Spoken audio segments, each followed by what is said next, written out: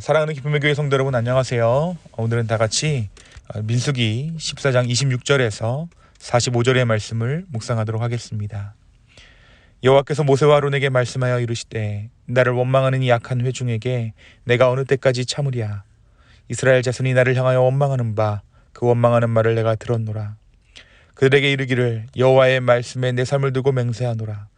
너희 말에 내 귀에 들린 대로 내가 너희에게 행하리니 너희 시체가 이 광야에 엎드려질 것이라. 너희 중에서 20세 이상으로 계수된 자 곧 나를 원망한 자 전부가 여분네의 아들 갈렙과 눈의 아들 여호수아 외에는 내게 맹세하여 너희에게 살게 하리라 한 땅에 결단코 들어가지 못하리라. 너희가 사로잡히겠다고 말하던 너희의 유아들은 내가 인도하여 드리리니 그들은 너희가 싫어하던 땅을 보려니와 너희의 시체는 이 광야에 엎드려질 것이요 너희 자녀들은 너희 반역한 죄를 지고 너희의 시체가 광야에서 소멸되기까지 40년을 광야에서 방황하는 자가 되리라. 너희는 그 땅을 정탐한 날 수인 40일을 하루를 1년으로 쳐서 그 40년간 너희의 죄악을 담당할지니 너희는 그제서야 내가 싫어하면 어떻게 되는지를 알리라 하셨다 하라. 나 여호와가 말하였거니와 모여 나를 거역하는 이 악한 온 회중에게 내가 반드시 이같이 행하리니 그들이 이 광야에서 소멸되어 거기서 죽으리라. 모세의 보냄을 받고 땅을 정탐하고 돌아와서 그 땅을 악평하며 온 회중이 모세를 원망하게 한 사람 곧 그 땅에 대하여 악평한 자들은 여호와 앞에서 재앙으로 죽었고 그 땅을 정탐하러 갔던 사람들 중에서 오직 눈의 아들 여호수아와 여분네의 아들 갈렙은 생존하니라. 모세가 이 말로 이스라엘 모든 자손에게 알림해 백성이 크게 슬퍼하여 아침에 일찍이 일어나 산 꼭대기로 올라가며 이르되 보소서 우리가 여기에 있나이다. 우리가 여호와께서 허락하신 곳으로 올라가리니 우리가 범죄하였음이니이다. 모세가 이르되 너희가 어찌하여 이제 여호와의 명령을 범하느냐. 이 일이 형통하지 못하리라. 여호와께서 너희 중에 계시지 아니하니 올라가지 말라. 너희의 대적 앞에서 패할까 하노라. 아말렉인과 가나안인이 너희 앞에 있으니 너희가 그 칼에 망하리라. 너희가 여호와를 배반하였으니 여호와께서 너희와 함께하지 아니하시리라 하나 그들이 그래도 산 꼭대기로 올라갔고 여호와의 언약궤와 모세는 진영을 떠나지 아니하였더라. 아말렉인과 산간지대에 거주하는 가나안인이 내려와 그들을 무찌르고 호르마까지 이르렀더라. 아멘. 우리가 계속해서 이 아침 시간에 민수기 말씀을 묵상하고 있습니다. 이스라엘은 출애굽한 지 2년째 되는 해에 하나님의 명령을 받아 시내 광야를 떠났습니다.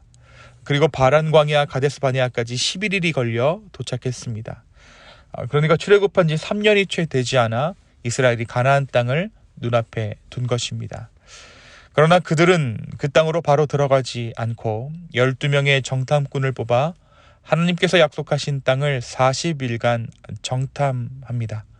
그리고 그 중에서 10명으로부터 그 땅의 정착민에 비해 이스라엘 백성들이 메뚜기에 불과하다는 보고를 받았습니다. 반면에 오직 두 사람 여호수아와 갈렙으로부터는 정착민들이 우리의 먹이니 두려워하지 말라는 보고를 듣습니다. 하지만 이미 10사람으로부터 들었던 보고에 의해 낙담한 이스라엘은 상상할 수 없는 죄악을 범합니다. 그것은 이스라엘 지도자 모세 그리고 아론 그리고 긍정적인 보고를 했던 여호수아와 갈렙을 돌로 치려고 했던 것입니다. 이때 하나님께서 회막에서 이스라엘에게 나타나셨습니다. 그리고 하나님께서 모세에게 이스라엘을 전염병으로 쳐서 멸할 것을 말씀하십니다. 한편 모세에게는 그들보다 크고 강한 나라를 이루게 하리라고 약속해 주셨습니다. 이와 같은 상황에서 모세는 하나님께 또 한 번 엎드립니다. 하나님께 용서와 자비를 구한 것이죠. 그가 얼마나 이스라엘 백성들을 존귀하게 여겼는지 사랑했는지 알 수 있는 대목입니다. 그러자 하나님께서는 그들을 다 멸하지는 않겠다라고 말씀하시면서 이스라엘을 용서하지만 나를 멸시하는 사람은 한 사람도 약속의 땅을 보지 못할 것이라고 말씀하십니다. 하지만 갈렙을 포함한 그의 후손들이 그 땅을 차지할 것이라고 덧붙여 주셨죠. 이렇게 해서 이스라엘 백성은 하나님께서 약속하신 땅을 목전에 두고 방향을 돌려 광야로 들어가게 되었습니다. 오늘 우리가 묵상하게 되는 본문은 하나님께서 모세와 아론에게 좀 더 구체적으로 이스라엘의 미래에 대해서 말씀하시는 것을 우리가 함께 볼 수 있습니다. 이스라엘 백성이 내뱉은 원망의 말대로 이루겠다라고 하나님께서 말씀하십니다. 이 광야에서 죽었으면 좋았겠다라는 말대로 인구조사에 포함되었던 20세 이상의 모든 성인은 가나안 땅에 들어가지 못하게 됩니다.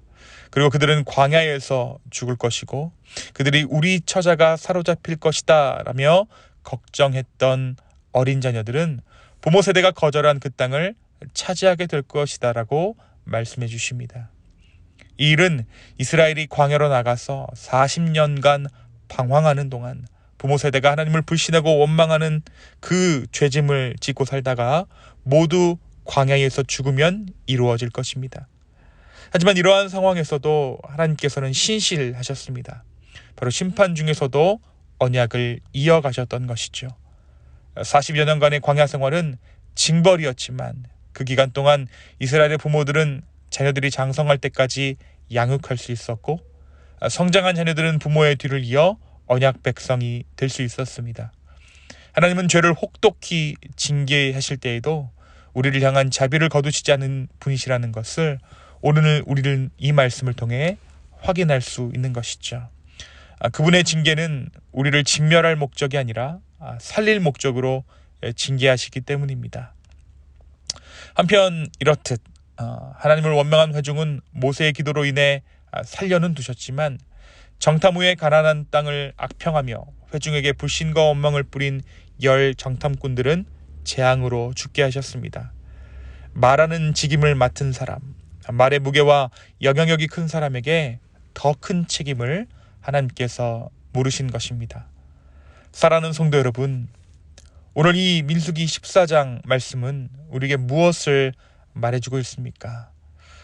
오늘 말씀은 우리의 인생이 무엇을 믿는가, 그 믿음이 우리의 삶의 방향을 좌우한다라는 것을 새삼 오늘 말씀을 통해 우리는 확인하게 됩니다.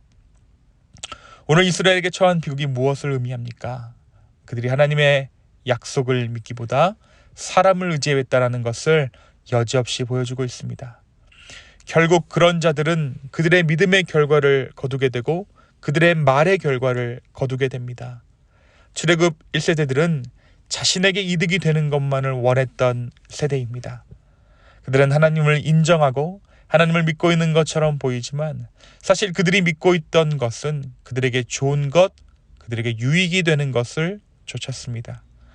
그래서 그들은 가나안 땅에 이르렀을 때 그들이 눈으로 본 현실이 암담하자 그 땅을 정복하는 것을 포기하고 심지어 모세와 아론 그리고 여호수아와 갈렙을 죽이려고까지 합니다. 더욱 안타까운 것은 이스라엘 백성은 40년간 광야를 떠돌아 살아야 한다는 것이죠. 이 40년간 광야를 떠돌며 살아야 한다는 말을 전해 듣고 뒤늦게 가나안으로 올라가겠다라고 하고 그 전쟁에서 처참하게 패배했다라는 것이 더욱 안타까운 부분입니다.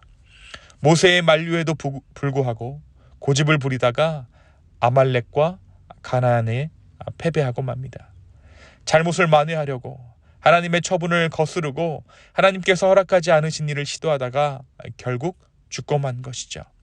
40년보다는 전쟁이 낫다라는 또 한 번 자기 중심적인 생각에 하나님께서 허락하지 않으신 전쟁을 그들이 시도했던 것입니다.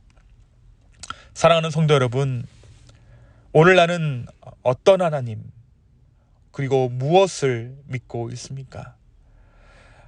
나는 오늘 어떠한 하나님을 믿고 의지하고 있습니까? 때로 나에게 고난을 주시는 하나님을 온전한 하나님이 아니라며 부인하고 있지는 않습니까? 그러나 우리가 어제 성경 공부 시간을 통해 함께 나누었듯이 우리의 고난은 영광을 품고 있는 고난입니다. 그 고난을 통과하지 않은 자들은 결코 그리스도의 영광에 참여할 수 없습니다. 오늘 하루를 살며 나는 과연 어떠한 하나님을 믿고 있는가 돌아볼 수 있는 우리 모두 되기를 소망합니다.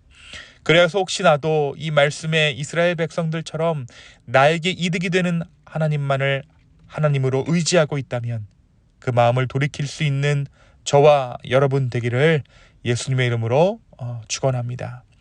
또한 오늘 말씀에서 그럼에도 불구하고 자녀 세대들에게 하나님의 약속하신 땅을 허락하시는 우리 주님의 신실하심을 우리는 봅니다.